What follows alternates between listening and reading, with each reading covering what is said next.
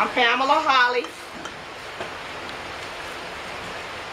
I'm a direct descendant of a contraband enslaved man who came through this very land right here. Oh, that's right, 4 feet 9. Okay, got to get in the mic. I'm happy and thankful and grateful for everyone who has saw the necessity for you to be here today. I'm thankful for the Contraband Historical Society. I'm the new kid on the block. And they have worked with me and they have taught me many things. I'm thankful for National Park Service, Superintendent Terry Brown, Glenn Oder, the whole 9 yards. They have been very kind and gracious to me. God bless you.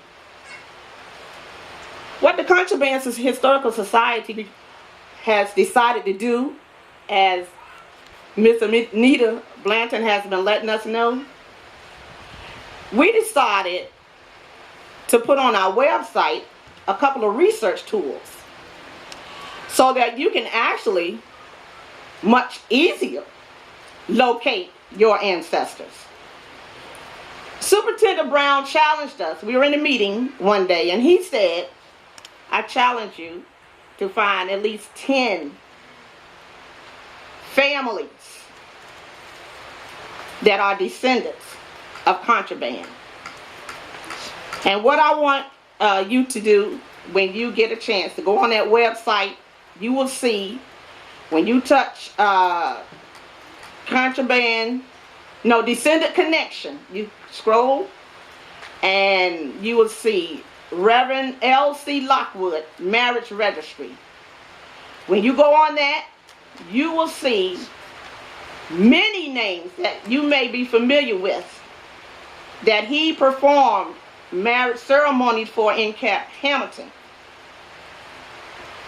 We have even found a relative of ours on that site, Emmanuel and Susan, I believe it was her name, Savage. We also have the Freedmen's Bureau that you can go on and find there. We want to go beyond the 10 descendant challenge. We want to get as many of the hundreds of thousands names that we can find.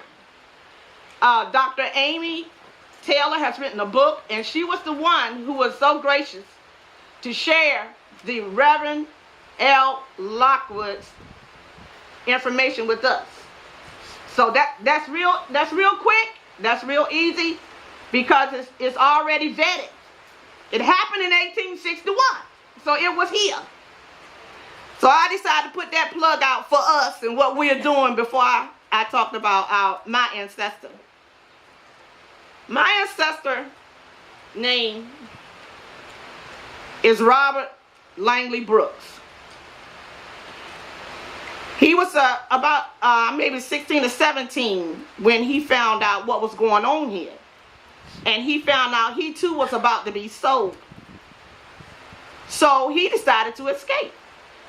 He got a boat and he came from Matthews County. You may have heard about Jerry Hollins, the founder, whose great grandmother last name was Brooks. Well, we're going to do some more research to find out, are we blood related or are we just related through name and county, because she too came from Matthews County. That's another plug for us to do some more research, family. And when he got here, you know, he was young. They decided to let him be a water boy. You know, water is the source of life. And he had an opportunity to serve Abraham Lincoln water. And he shook his hand. And that's something that has been passed down through the generations. This entire story, almost everybody who's at least in the 5th generation, which I'm in, we know that story backwards and forwards about Robert Langley Brooks coming here. We had historians in our family, people who were able to do research, so that was even easier for us as they passed this information down. Now, he was the son of the master's daughter, and his father was what they also call mulatto, which means mixed race, white and black or other races mixed together. In other words, he may have resembled more closely looking as a white man. And when I started thinking about the descendants and our connection, we have another whole side of family that we don't know about. The other side. A lot of times we don't really think about that because they try to call us other things. And back, oh, you see that? How that happened? They tried to call us other things. See that? Just blow your way. But we know if granddaddy, daughter have a child by a man, that's our family. A lot of times we don't want to stick sometimes to the truth. That's the truth right there. And what Virginia has decided to do, the state has decided to acknowledge. So we might as well acknowledge everything. Acknowledge and about what was done, and they're trying to promote healing and reconciliation. Just thought I'd throw that out. There's another whole side.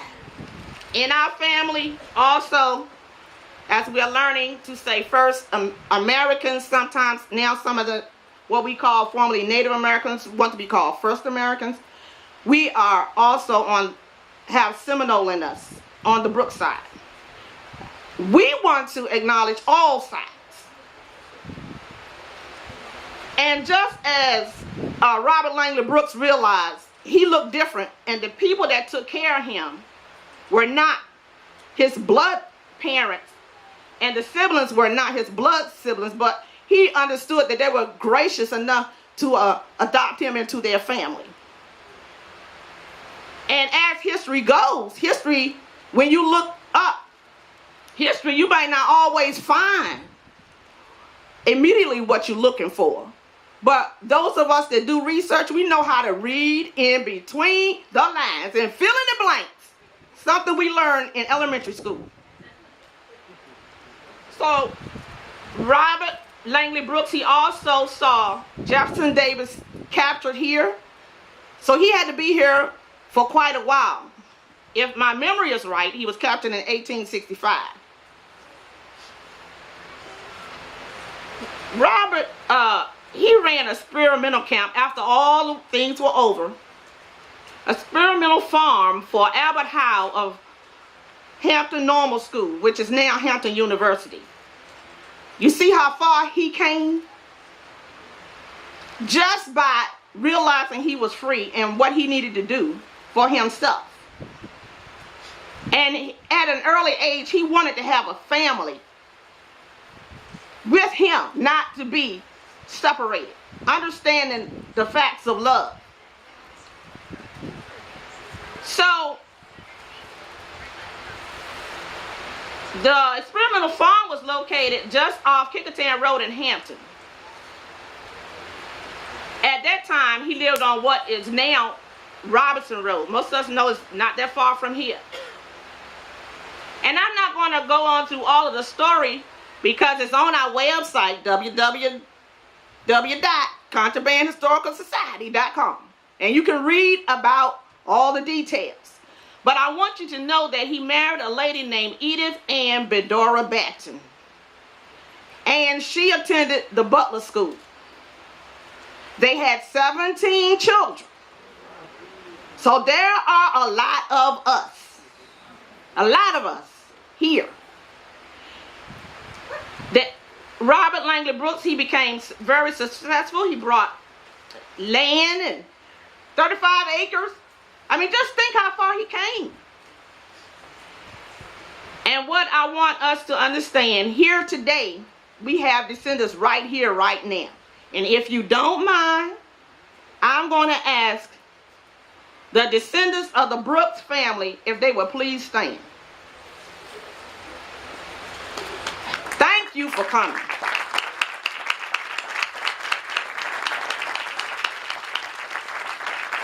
Thank you. One came all the way from California. Thank you, cuz. Appreciate that. I'm also going to ask the family, the cross-border Payton family, if you would stand. They just left. Thanks, but she's one of them. Cindy Hodges, our webmaster and graphic designer. They just left. Is any of James A. Fields' family here? Because Gina was here, the washerwoman, the one that wore the... She was here. Oh, great. Okay. And we had Jerry's family, so Superintendent, I'm counting. We got 6 more to go. All right. God bless you all. Thank you so much.